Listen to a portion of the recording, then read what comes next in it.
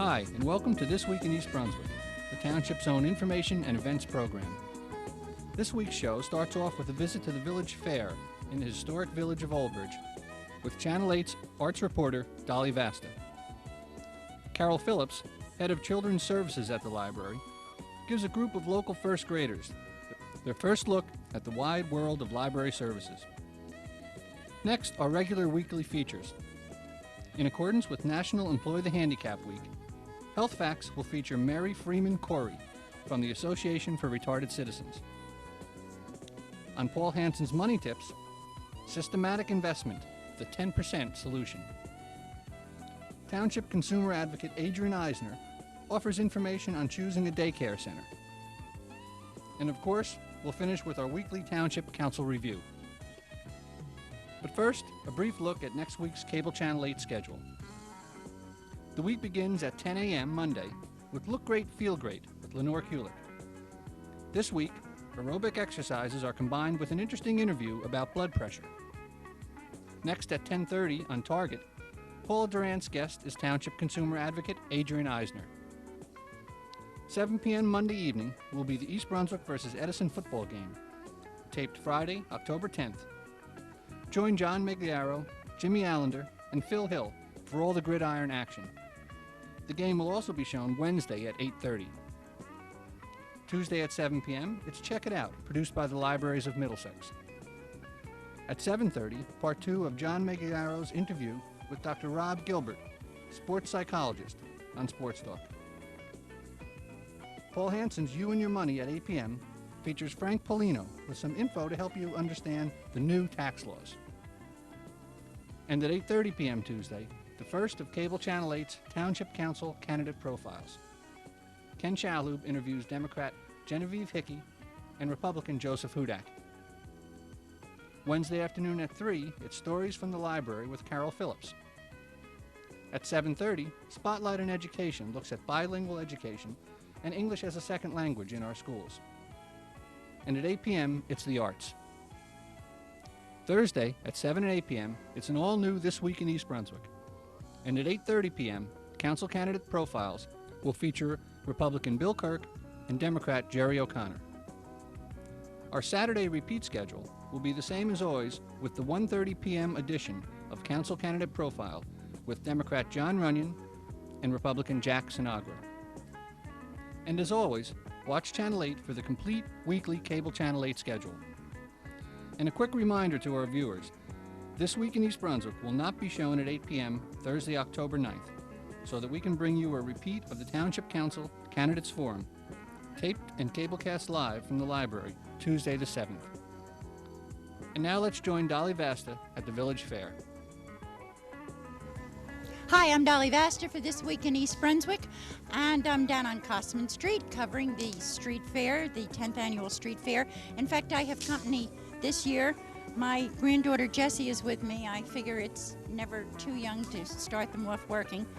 And we're standing in front of a gorgeous display here of chrysanthemums. They really are beautiful. We're going to take you down to meet some of the shopkeepers and take a listen to some of the music, so wander around with us. What do you think, Jess?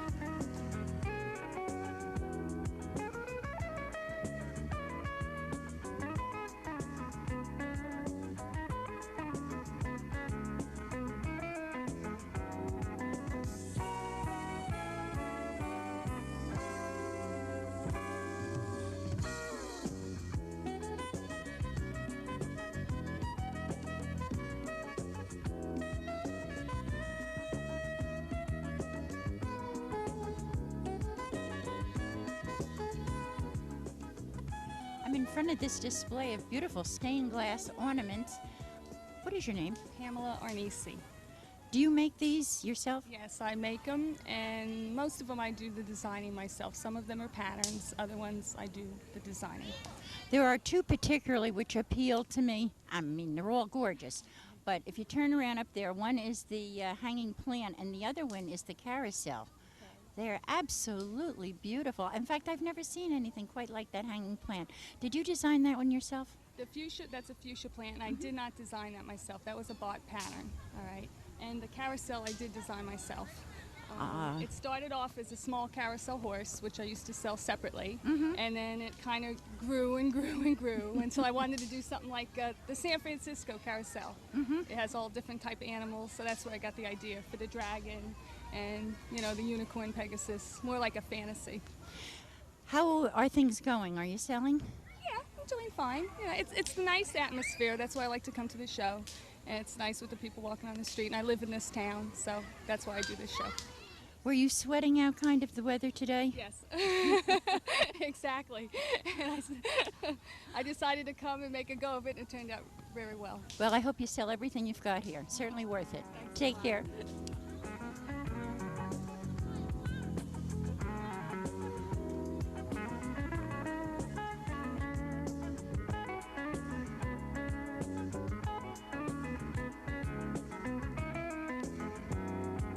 I'm standing over here by a wonderful display of depression glass. What is your name, sir? Rich Desmond. How long have you been in the business? Oh, a year last August. You were saying you had how many pieces of depression glass? Over 5,000. You have quite a variety on this table. Can you mention some of them to us, the different types? This particular set right in front of us is Royal Ruby. It's not that old. It was produced in the 50s and is still being produced today. That's by Anchor Hawking. Mm-hmm. We have others that are the Moonstone. This particular pattern is readily available to people.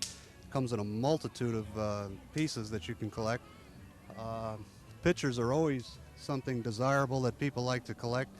They're very picturesque. They store them in their houses. They have them on their hutches. They're beautiful pieces. They come in different colors, and they're available again with all different sets that the people have.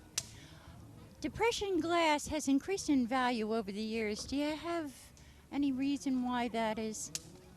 Anything that's old is desirable, no matter what it is. As an antique becomes older, it becomes more valuable, and this is the story behind it. Does that mean if I stand in front of this table long enough, I will increase in value? To somebody, yes.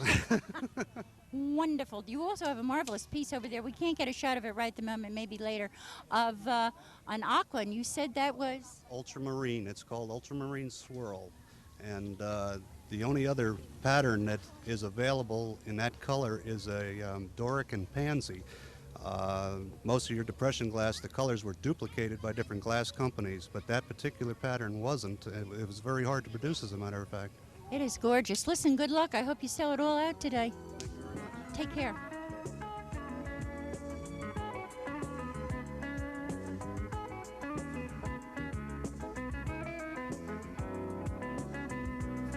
We're standing at a table here which is always very popular with ladies young and old, and I want to see who this young lady is over here. My name is Judy Sachoka. Judy? Yes. Judy, what kind of dolls are here? Well, we have porcelain dolls all in here, and over here we have from West Germany vinyls.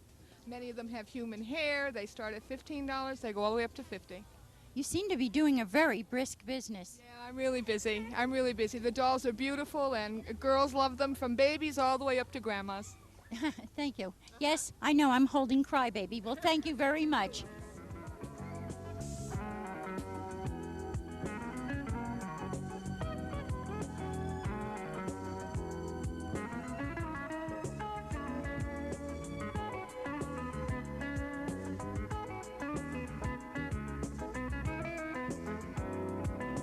I finally tracked down Alberta Hugh Haas. Alberta, who is this attractive young man here? This is Mark Nunside, and he is a guide in the museum every Saturday and Sunday, and he's a very good worker, and we enjoy having him. He's really excellent. We wish we could get more people like him that were so dedicated. Good. Mark, what do you have to say for yourself? Are you enjoying doing this fair? Yeah, it's fun. How many have you done? This is my first one, the first fair that I've been in. But it won't be your last one, will it? No? No. How about that music? Yeah, it's all right. Yeah. Okay, take care, and I'll let you go back to wandering around the museum and showing people everything. Take care. Alberta, thank you so much. Thank you, Dolly. And for all your years here. Thank you very much.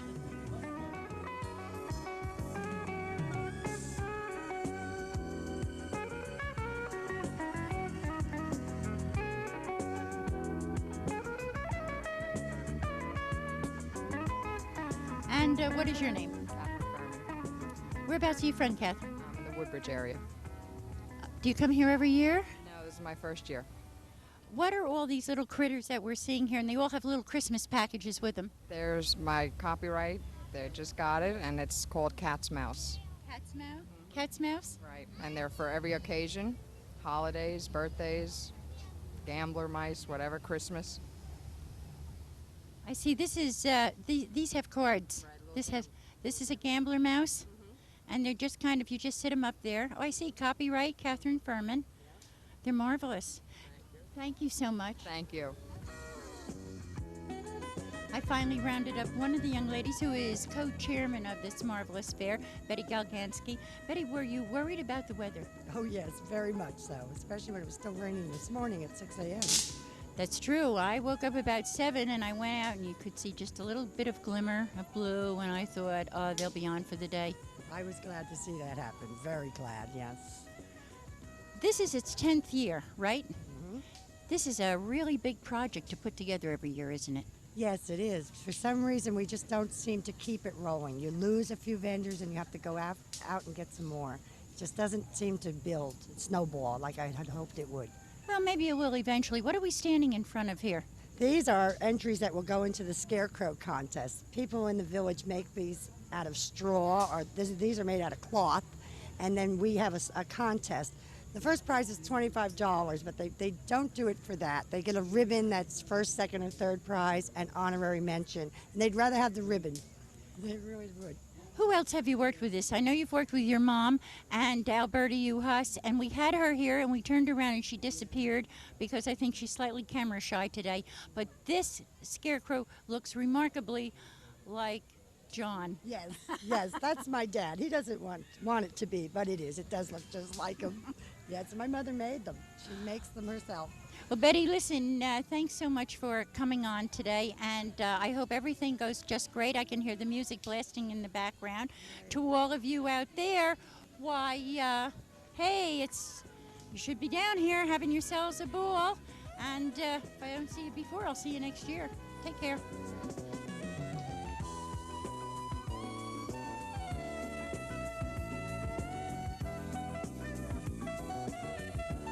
Hi, I'm Carol Phillips from the library.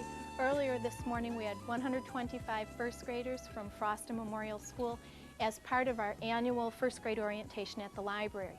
The children come into the library for a special puppet show about Winnie the Pooh, and then we issue them library cards, and they're able to go to the children's department and check out either a book record, or some other media that we have. The children are excited, they have their new library cards, and they're thrilled to be at the library on their own with their teachers and able to check out some materials. It's confusing to us with 125 children, but it's great excitement for the kids and lots of fun to do.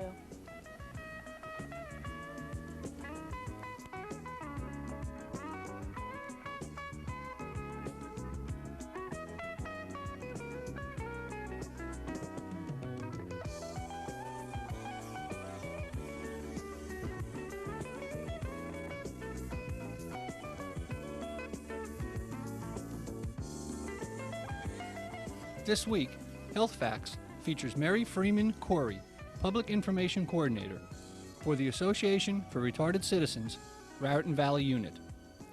Mental retardation is a lifelong problem with learning.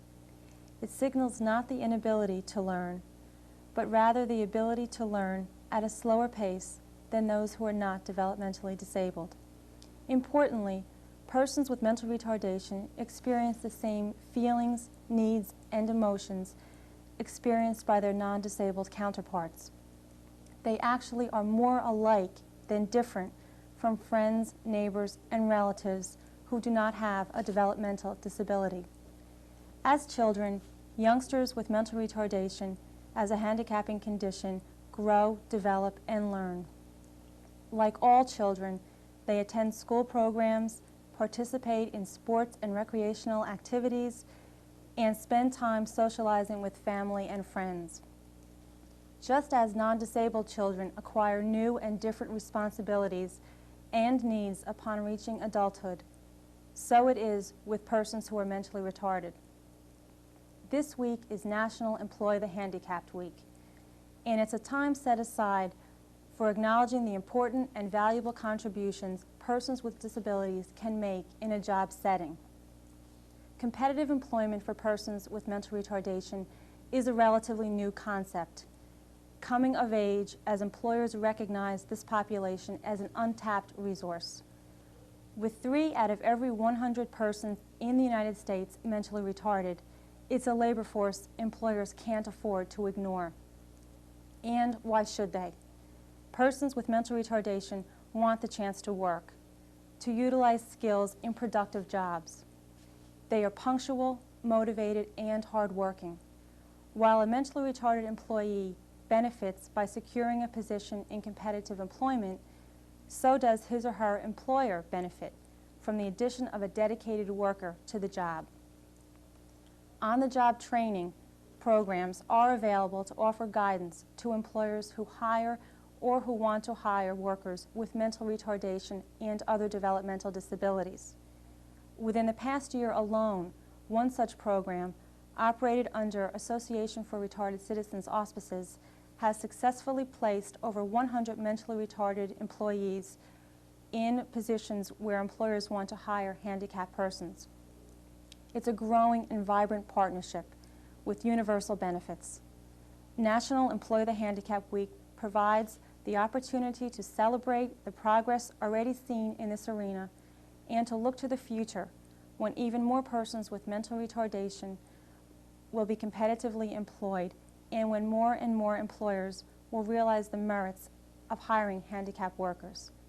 For more information, call the Association for Retarded Citizens Raritan Valley Unit 846-2586. I'm Mary Freeman Corey, and this has been Health Facts.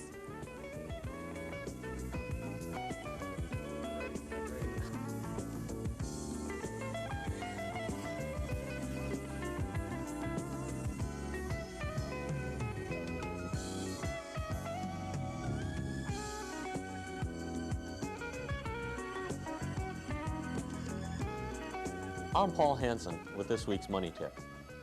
The most difficult barrier to overcome if you're just starting to invest is developing a systematic approach to investing money for the future, money that could be more easily spent in the present.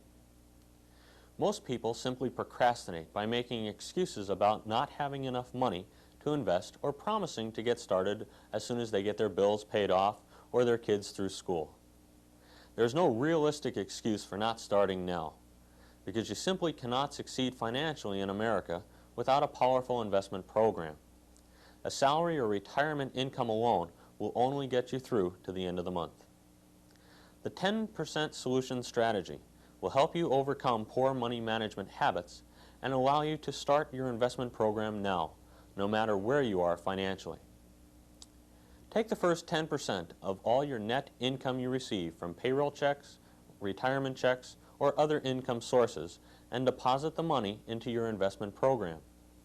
Write yourself the first check each month, even before you pay the rent, mortgage, car payment, or even buy those groceries. The less money you think you have, the more important it is to get started. Discipline is one of the most important personal habits to cultivate in building wealth, so make the 10% solution a personal challenge. There's no one better able to manage your money than you. Make the wise choice. I'm Paul Hansen, host of You and Your Money, with this week's Money Tip.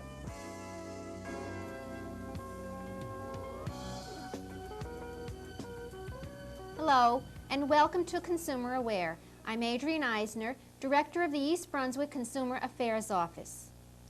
Good child care means a loving caregiver, a proper setting, and the right activities. Today we'll be talking about how to select the appropriate child care for your youngster. Millions of children are being cared for by someone other than a parent, either because of a single parent situation or a two-job family. Child care comes in various forms. In-home care, where a relative, friend, or someone else you hire cares for your child in your home. Or child care centers, including nursery and preschools, before and after school care, and family daycare centers. The first step in selecting the appropriate child care for you and your child is to make a list of the child care services available in the area. Ask for information from social service organizations, local community groups, physicians, employers' personnel office, churches and synagogues, the Yellow Pages, and newspaper classified section. Then make some telephone calls to get more information. Here are some questions you should ask. What days and hours are you available? How much will it cost? Are you licensed and insured? What is your experience? Is transportation available? Are meals and snacks provided? Could you give me 2 references I could call? You should choose at least 3 caregivers that seem to fit your needs and make an appointment to visit with your child. When you are visiting the care center, here are some questions to ask. What does the fee include? How many children and caregivers are there? What is the training and experience of the caregivers? What is the daily routine? When can parents visit? You should be able to visit anytime. Be very cautious of places that have restrictions on visiting times. What are some of the programs and activities? What is the policy for sick children? How are children disciplined? And what emergency procedures are followed? You should also be checking to see the health and safety features. Toys and furniture should be suitable and in good shape. Electrical outlets should have safety caps and heaters should be covered. There should be smoke detectors and first aid equipment available. Bathrooms and food areas should be separated and clean. The outdoor play area should be safe and fenced in. Cleaning supplies and medicines should be kept well out of children's reach. And each child should have a space to store his belongings.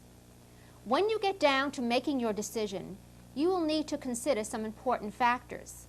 How much you can afford to pay, what hours the care is available, where your child will be safest and healthiest, and who will give your child the best care. Trust your feelings. If you have any doubts, make a second visit or keep looking. If you need further information, please contact us at the East Brunswick Consumer Affairs Office. We're located in the Municipal Building. We're in the office Monday through Friday from 9 a.m. until 5 p.m. The telephone number is 390-6954. Thank you for joining me on Consumer Aware. See you again next time. At Monday's Township Council meeting, Director of Recreation and Parks, Tom Schuster, came before the council with a proposal for a youth recreation program to be developed in 1987 to serve teens in East Brunswick. The program will operate within the Department of Recreation and Parks. The program, which will include trips, dances, special events, and other activities, will consist of 2 seasons. A summer season of 11 weeks, with programming running from June 22nd through September 6th, and roughly 7 special events planned. A fall season running 17 weeks from the period of September 7th through December 31st, with an equal number, 7 events planned for that time. A youth recreation supervisor will direct the program. In order to pursue a youth recreation program, the Department of Recreation and Parks requires an early and firm philosophical and financial commitment from the Recreation and Parks Board, the Mayor, and the Council. We would need to fill the position of youth supervisor no later than March 1st, 1987. The success of the summer program would be greatly enhanced by hiring the youth supervisor by that date. The council and mayor generally supported the concept, but were reluctant to make the funds available until they can begin work on the entire municipal budget early next year. Later in the meeting, members of the Colonial Oaks Homeowners Association expressed their continuing concerns about their relations with the area developer.